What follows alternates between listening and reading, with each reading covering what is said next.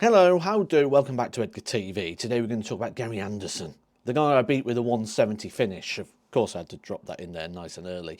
But he did this interview yesterday where he spoke about influencers, and I thought I've kind of got to jump on and have a discussion about this. Now, in this video, I'm not going to be putting any graphics on or anything like that. I'm just going to sit here and talk for about 10 minutes or so, giving my opinion from multiple different angles on what was said, because this is going to sound bonkers. I 100% agree with Gary Anderson, and I also 100% disagree with Gary Anderson. How can I be on both sides of the fence on 100%? That's because he raced through so many points, and some of the points he made were so valid.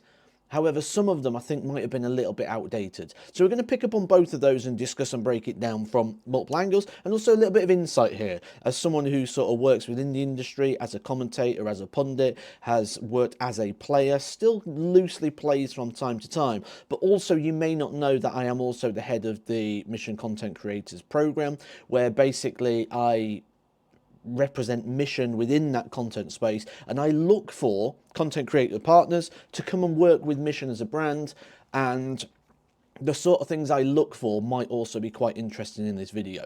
So let's start off with the things that I 100% agree with Gary Anderson on this one. I absolutely agree with him when he says about these videos of people that average 45, play in their local pub league and go practice like a pro, do this. I have kind of called this out myself already in a video which was called Win More Darts Matches. Use this simple tip. I'll put the video in the end screen. I'll put it down in the video in the description. And what I do in that video is I talk about the issues that this causes, the psychological issues that it causes, the lack of development it causes, but then also give you a better way of doing it. I always think that's the best thing. If you're going to call something out and say something's wrong, you have to then show what's right. Otherwise, you're not changing. And I like to instigate change.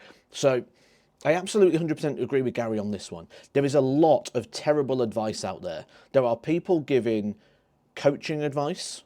There are people giving practice advice that are regurgitating poor information or just giving poor information. So I 100%. Now, this is one of those things that has a terrible knock-on effect as well, because people will either go take that tip and information, they will then share that information thinking that it is true, and this comes to quite a lot. So I do quite a lot of live streaming, as you know, TikTok, YouTube. I get asked a lot of questions, and I've watched a lot because, like I say, I have to find the content creator partners to work with Mission. So when I watch some or I do a live stream, I get people come in. Matt, my darts are landing left. How do I fix that? Don't know, because it could be for many things. It could be your equipment, it could be your grip, it could be your release, it could be your alignment, it could be your posture, stance, balance. It could be loads of different things. So I just say, sorry, I can't advise that blind. Anybody who tells you you can do something different, please ignore it, because they can't tell you where it's coming from. And all they will do is essentially share their own experience of the problem, and that might not be the same experience you are having. So anyone who's messaged me, you'll most likely know I say that, or I will refer you to videos I've done in the past where we talk about problem solving, troubleshooting, common issues. But even in those videos, you'll notice that I always say in regards to this, that this is like a blanket, and I'll only do videos that can be blanketed, not things that are personal or individual. So I then go into other people's streams so I can watch them, see what their interactions are like, because as part of the Content Creators Program, one thing I like to do is I like to see what they make, what their style is, what their interactions are like. And one of the biggest turn-offs for me is when they start giving advice. So you'll go into a stream, you'll watch a player play, someone will come in, can you give me some advice on this? And they'll say something, and you're like, what on earth are you talking about?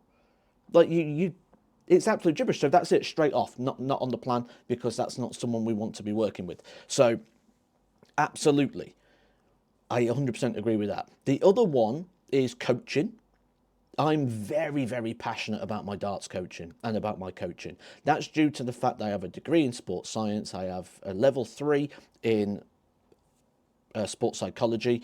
I've got the UEFA B. I'm trying to think of them all off the top of my head here. I've got a very, very good portfolio and CV. I've worked for professional football clubs. I worked as a teacher. I've worked for the council. I used to educate teachers. I used to develop coaches. So I've got a lot of different angles that I can come from this. So I'm very, very passionate about my coaching. And then I also have my playing experience, which again, please go in the comments, guys. If you've worked with me before, you will know that I never talk about me because it's not about me. My application of skill is not what we're judging my coaching session on. We're judging my coaching session on developing your skill, making you a better player. So it's never about me or what I do. So, and people are testament, hopefully, to that in the comments, because I know that a lot of people watch the channel who have worked with me on this one. So the danger of this, and this is why I get passionate about this topic, and I 100% agree with Gary Anderson on this one, is because if you go to a darts coach and they don't really know what they're doing, and they give you bad advice, do you then go to another darts coach, or do you just go, darts coaching doesn't work? And then do you just subscribe to the same philosophy that a lot of people do, which is do what feels comfortable, and that type of philosophy that there is no right way, because actually you went to a coach and it didn't work. So I can count on one hand the amount of coaches I've had experience with in the world of darts who I'd recommend. So we now have unqualified coaches qualifying coaches. So I absolutely agree with Gary Anderson on all of this sort of aspect in regards to where we are right now. They shouldn't be doing that. Now, what I disagree with him on is the fact that influencers don't have a place within the world of darts. Absolutely, they do. I think there's a massive space at the moment for darts on influencers. We look at the way the world is going. The world is coming away from linear TV, and it's going more towards streaming products, even down to the likes of Netflix, Amazon, YouTube, which we're on right now. People are absorbing content in a different way. It's not so much anymore just your broadcast. And in fact, I actually put a lot of weight on somebody who does get watched without broadcast. Let's take, for example, Charlie Murphy. Charlie Murphy doesn't have the backing of a broadcast. You don't see him on ITV, you don't see him on Sky Sports, you don't see him, but you watch his content because you like him. That is more valuable than watching someone on a broadcast sometimes, because you watch the person on a broadcast on linear TV, you have to watch them. If I want to watch the darts, I have to watch Wayne Mardle. Whether I like Wayne or don't, I have to watch Wayne. I don't have to watch Charlie Murphy if I don't want to watch him. I make a choice to watch him. So that has a lot of weight to it as well. Now, we also look at the way in which content's absorbed in darts. The Pro Tours, European Tours, a lot of these events are now on streamed-only platforms. So absolutely, operating in that space is not a problem. So I 100% disagree in the fact that influencers don't have a place within the world of darts. I think they've grown or helped to grow the sport. I think there's people that have got into the sport off of secondary content.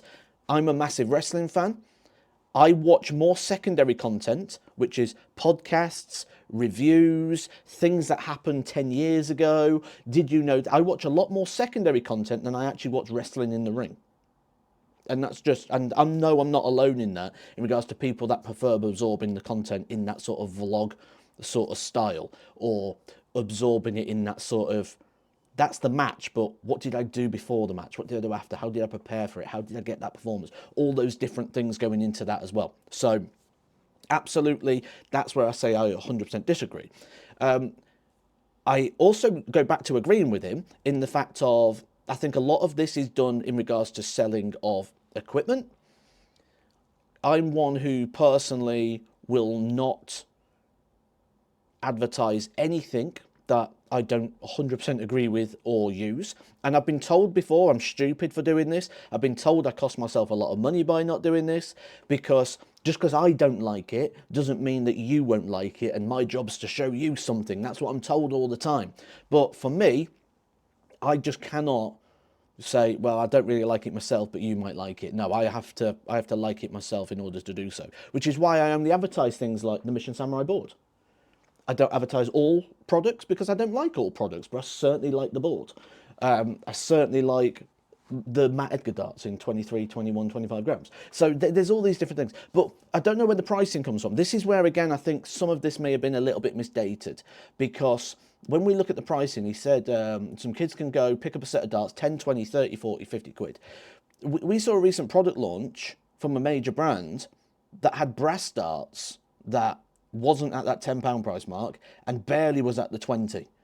So them days are well and truly gone. The cost of tungsten going up all the time. We're never going to get that sort of set of darts at 10, 20, 30, 40 quid. But absolutely, there still needs to be that experience of doing so. That being said, we're also now referencing a time frame where you used to pick up a set of darts down the pub and used to play, and that was your experience of it, to now going and paying for academies, which have done great things. We look at the players that are coming through academies, Luke Littler being the highlight of Switch, and we saw the amazing darts that went over in the JDC in Gibraltar. That all happens because of this changing of the introduction to darts. It's not just picking up a set of darts from Argos now and throwing them at the board. Them days are sort of gone in regards to that.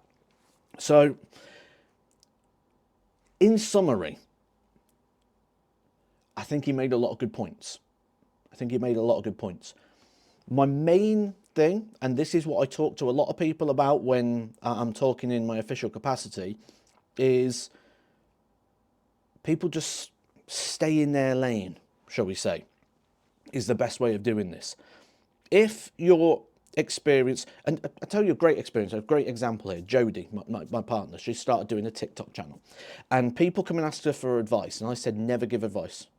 Never give advice. Stay in your lane, be who you are. You are a new player who is coming into darts, who's enjoying it, and you're just sharing your journey. Share that journey. You don't need to get ahead of yourself and go, right, I'm going to give advice to be a pro, and because one, you don't know how to, because you've either not experienced it or you don't have the qualifications of which to back that up. So it'll be regurgitating information, either things you heard from me or from other people. If people stay to what they do and stay true to who they are, great. But when you don't do that, you lose authenticity and it gets seen through. And I think that's where Gary Anderson is right now, because whenever you come into a space like this or you operate and you're not yourself, it's very, very clear and easy to see. I think that's what Gary's seeing right now. He's seeing those people that his algorithm's probably feeding him things, and he's watching it and going, this isn't authentic.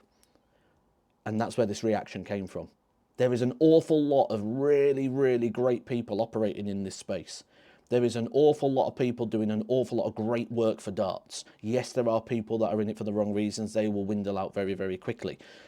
This isn't an easy role. This is a 24/7 lifestyle. People get bored of it very, very quickly.